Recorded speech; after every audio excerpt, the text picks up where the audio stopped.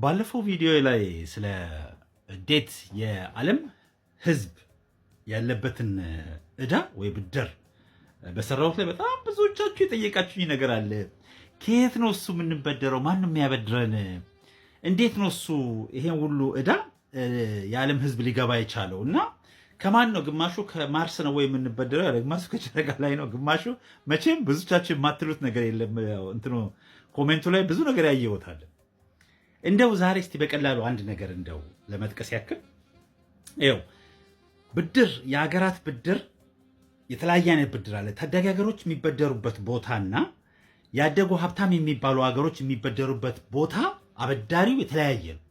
ኦኬ፣ ታዳጊ ሀገሮች የሚበደሩት ወይ ከነዚህ አደጉ ከሚባሉ ሀገሮች እነሱ ደግሞ ተበድረው ይበደሩና በትንሽ ወለድ ይበደሩና ለኛ ወለዱን ከፍ አድርገው ያበድሩናል፣ ቢዝነስ ሰሩብናል ማለት ነው።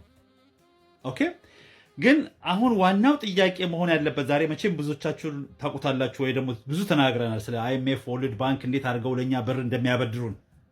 ኦኬ፣ ግን ዛሬ እንደው ለመጠቆም የፈለግኩት ምንድን ነው መሰላችሁ? እንበልና እንደው በጣም ቀላሉ የአሜሪካን ብድር ማውራት በጣም ይቀላል። በጣም ብዙ በዓለም ላይ አሉ የሚባሉ ሀብታም የሚባሉ አንደኛው ኢኮኖሚ የአሜሪካ ነው አይደል? 38 ትሪሊዮን በተካለ የአፍሪካ አገራት 54ቱም ሀገራት በአመት የሚያስገቡት 2 ትሪሊዮን ነው። አሜሪካ በአመት 38 ትሪሊዮን ዕዳ አለበት አሁን ብድር። ከዛ የሚቀጥለው ቻይና ነው 18 ትሪሊዮን ምናምን ያለበት።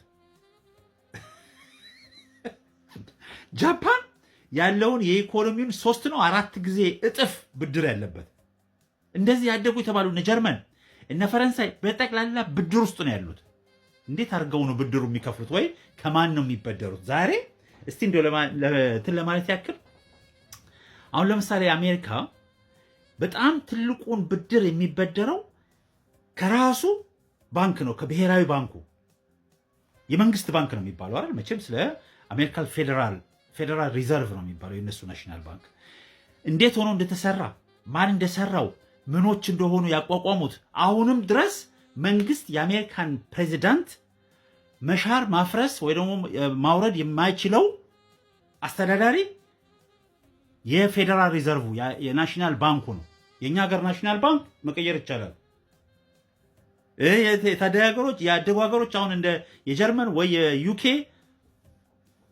መቀየር ይቻላል። የአሜሪካውን ግን መቀየር አይቻልም። ምክንያቱም ኢንዲፔንደንት ነው።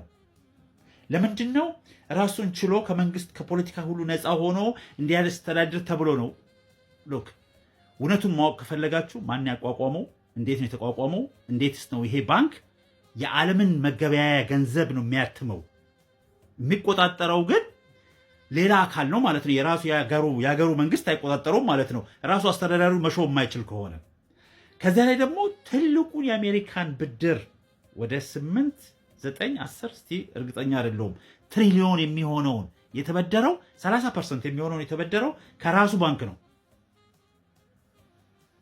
እያስያዘ ቦንድ እያስያዘ የአሜሪካ መንግስት ይበደራል።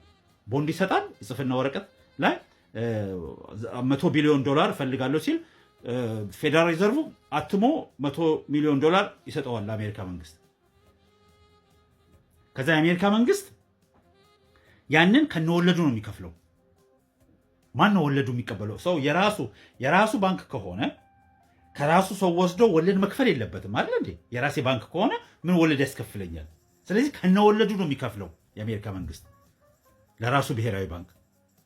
ከዛ ደግሞ ይሄ ብዙ ጊዜ የምንሰማዋለን። ለምሳሌ የቻይና መንግስት 800 ቢሊዮን የአሜሪካንን ብድር ገዝታለች።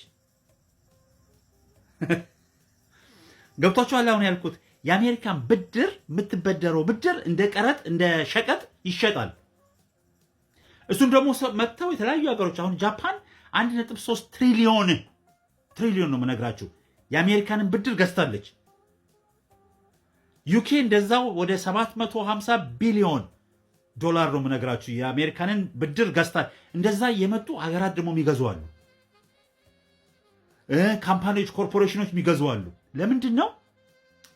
ሴፍ ነው ማለት የአሜሪካ መንግስትን ቦንድ መግዛት ማለት ወይ ደግሞ ዕዳውን መግዛት ማለት ያንን ዕዳ ይይዙትና አሁን ቻይና 800 ቢሊዮን ዶላር ትይዝና የአሜሪካ መንግስት ኢንተረስት ይከፍልበታል። ከዛ ኢንተረስቱን ሰበስባለች ማለት ነው። የአሜሪካ መንግስት በአንድ ዓመት ዴቱን ሰርቪስ ለማድረግ ማለት ወለድ ወደ 1 ትሪሊዮን ከ1 ትሪሊዮን በላይ ዶላር በዓመት ይከፍላል። በየዓመቱ ወለድ ብቻ ትሪሊዮን ነው የምነግራችሁ። 1000 ቢሊዮን ነው 1 ትሪሊዮን። የኢትዮጵያ ገቢ በጠቅላላ 120 ቢሊዮን ነው መሰለኝ 120። የአሜሪካ መንግስት ዕዳው ላይ ያለውን ወለድ ብቻ 1 ትሪሊዮን በዓመት ይከፍላል። ለማን ነው የሚከፍለው? ቻይና ትቀበላለች፣ ጃፓን ይቀበላል፣ ዩኬ ይቀበላል። ዕዳውን ስለገዙት ዕዳው ላይ ኢንተረስቱን ይከፍላል ማለት ነው። ከዛም መሰላችሁ ለምሳሌ ዕዳውን ከራሱ ብሔራዊ ባንክ የተበደረው ላይ የሚከፍለው ወለድ አለ አይደለ? እሱ ወለድ ተጨምሮ እኮ ነው እንደገና እዚኛው ላይ ወለድ የሚከፍለው። ወይንም ደግሞ እነዚህ ሰዎች ሲገዙ ዕዳውን ሲገዙ ወለዱን ከፍ ያደርጉታል።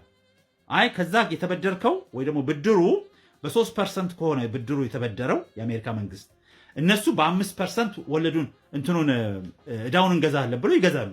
800 ቢሊዮን ውስጥና 5% ወለድ ይቀበላል። እዛ ደግሞ 3% ወለድ ይከፍላል አሜሪካ። በጠቅላላ 8% ወለድ ብቻ የሚከፍለው። በዛ ላይ ደግሞ ሌላው ደግሞ አበዳሪው ማን ነው? የራሱ ሀገር ባንኩ፣ የራሱ ሀገር ኢንሹራንስ ካምፓኒዎች፣ ይሄ ፔንሽን የጡረታ ፈንዶች። ለምሳሌ የአሜሪካ ህዝብ ነው ለራሱ መንግስት የሚያበድረው። እንዴት መሰላችሁ? አሁን ለምሳሌ አንድ ሰው ሲሰራ ለጡረታ ብሎ ይከፍላል። ጡረታ ይከፈላል። ያ ጡረታ ብር የፔንሽን ካምፓኒዎች አሉ። እነሱ ደግሞ ያንን ብር ሄደው ዝም ብሎ ያስቀምጡትም፣ በሱ ደግሞ ይሰሩበታል። እሱ ደግሞ እንዲሰራና ትርፍ እንዲያተርፍ የአሜሪካንን ቦንድ የአሜሪካን መንግስትን ቦንድ ይገዛሉ። ስለዚህ የአሜሪካ መንግስት በኋላ ሲከፍል የሚከፍለው ለጡረታውም ይከፈላል። የጡረታው ፔንሽኑ የራሱን ህዝብ የራሱን ሀገር ህዝብ ነው የሚበደረው። በዛ ላይ ወለድ ይከፍላል ለጡረታው። ወለዱን መክፈል አለበታ ከተበደረው ብር ላይ ማለት ቦንዱን በዛ ፔንሽን ይገዙታል ማለት ነው በጡረታው። እና አሁን የነሱ ያደጉ ሀገሮች የሚባሉት ሁኔታ የነሱ ያሉበት ሁኔታ በጣም በጣም በጣም የሚገርም ነው። በጣም እንዴት ነው ብድር በብድር እየዘፈቁ ነው ያሉት። ግን ያንን ብድር ለምሳሌ እኮ መሰላችሁ ብድር ተበድሮ አንድ መንግስት ብድር ተበድሮ ለአስተማሪ ደሞዝ የሚከፍል ከሆነ ያ በጣም መጥፎ ብድር ነው። ግን አንድ መንግስት ያንን ብድር ተበድሮ ፋብሪካ የሚከፍትበት ከሆነ ኦኬ ኢንተረስት የሚያደርግ ነገር ማለት ገቢ የሚያስገባ ነገር የሚያደርግበት ከሆነ ለምሳሌ ቤት ይሰራበታል። አሁን ቁጠባ ቤቶች አሉ ከመንግስት የሚሰሩ አሜሪካን አሉ፣ እንግሊዝ ሀገር፣ ኢትዮጵያም ሁሉ ቦታ አሉ። እነሱ ሲሰሩ እነሱ የሚከራዩ ከሆነ ያ ክራይ ከነ ወለዱ ነው የሚያከራየው መንግስት ማለት ነው። ከዛ ያን ቀጥታ ወደ ዕዳው ይከፈላል እና ዕዳው ሲከፈል ያ ቤት ከተወሰነ ጊዜ በኋላ የሀገር ሀብት ይሆናል ማለት ነው። እሱ ጥሩ ኢንቨስትመንት ነው፣ ጥሩ ብድር ነው። በጣም ብዙ ጊዜ ግን ለምሳሌ የአሜሪካ መንግስት ወደ 800 ቢሊዮን ዶላር ለሚሊተሪ ነው የሚያወጣው። ምንም አይነት እንትን የለውም። ኦንሊ ገቢ ያለው ምንድን ነው? ለምሳሌ ኢራቅ ሄደው የኢራቅን ነዳጅ ሲወስዱ ያ ነዳጅ እየወጣ ቀጥታ ወደ አሜሪካ ነው የሚሄደው። እስከዛሬ ድረስ የሲሪያን ነዳጅ የአሜሪካ ወታደሮች ከበው ቁጭ ብሎ ነዳጁ እያወጡ እየላኩ ነው። ምክንያቱም ወታደሩ ከሆነ ቦታ ገቢ ማስገባት አለበታ። ያ ኢንቨስትመንት ወይም ደግሞ ያ ብድር ለወታደሩ የሚበደረው ብድር ምንም ገቢ ከሌለው ኪሳራ ብቻ ነው።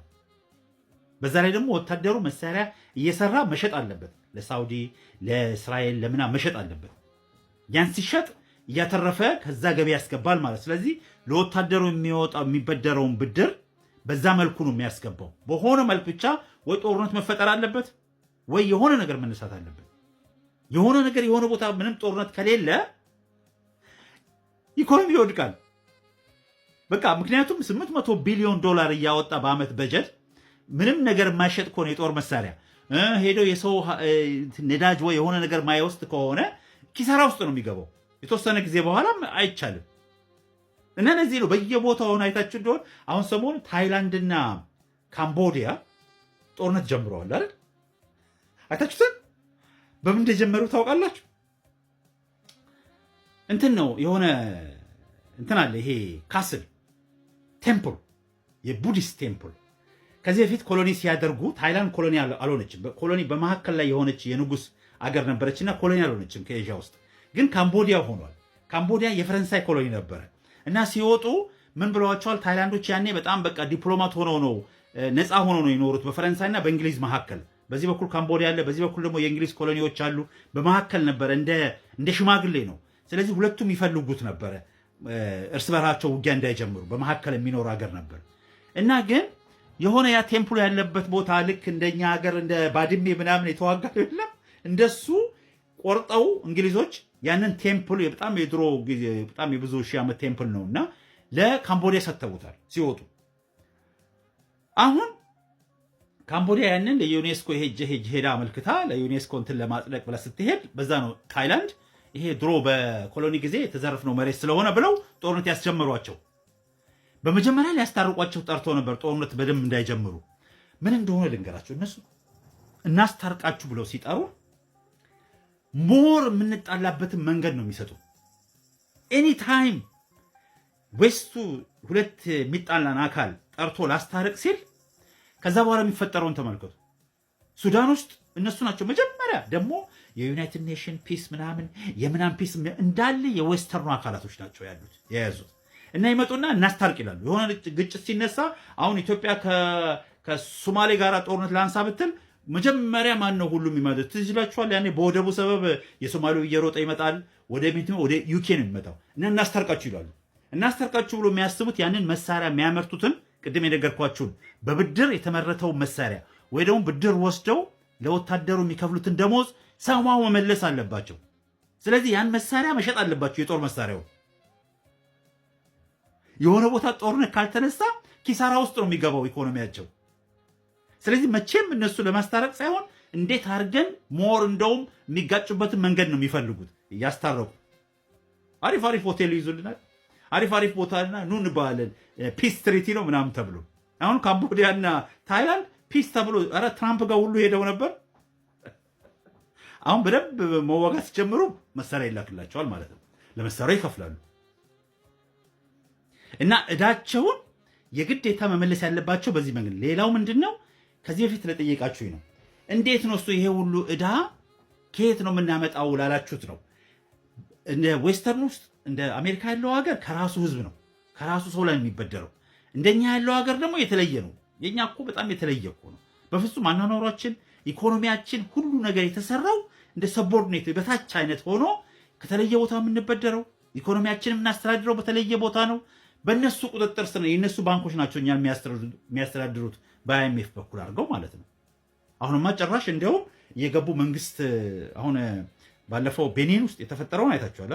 ቤኒኖች ልክ እንደ ሳህሎች እንደ ሶስቱ ሀገሮች የሉም ቡርኪና ፋሶ፣ ማሊ፣ ኒጀር እንደነሱ ሆነን መንግስት አስወግደን ከፈረንሳይ ስር ወተን ሲሉ ፈረንሳዮች ቀጥታ ሄደው ከናይጄሪያ ጋር ሆነው ወታደሩ እንዳይገለብጥ መንግስቱን እንዳይገለብጥ አድርገው ነው የወጡት። አሁን በቀደም ያስቆሙት